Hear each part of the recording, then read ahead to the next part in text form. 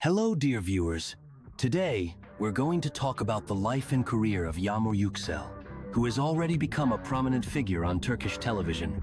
However, beyond her successful acting work, there are a few recent events in her life that we should discuss today. Yagmur Yuksel is known for keeping the details of her personal life private. She avoids ambiguous situations and scandals, preferring to stay in the background of her professional work. But, as often happens with public figures, gossip and speculation have found their way to her. One such topic that attracted attention was the on-screen couple Dilan and Baran from the series Bloodflowers. Fans began to speculate about a possible romantic relationship between the actors off-screen.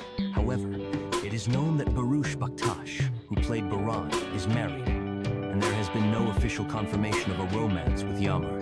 The actress herself has stated that she has not fallen in love yet and hopes to find a fairy tale love.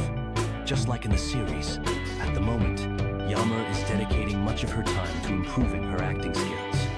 And in her free hours, she enjoys spending time with family and friends, listening to music, and reading books. The actress also actively shares moments from her life with her fans through Instagram, where she posts photos with her family, including her mother, father, and sister. These photos show how important her family's support and love are to her. Unfortunately, recently, Yagmur faced a wave of hate and offensive comments directed at her.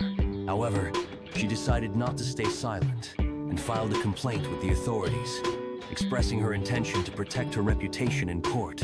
The actress's lawyer stated that several profiles spreading offensive remarks have already been blocked. Following this, Baktas also published a statement saying that he would also protect his rights against those who publish indecent content about him. Thank you for joining us.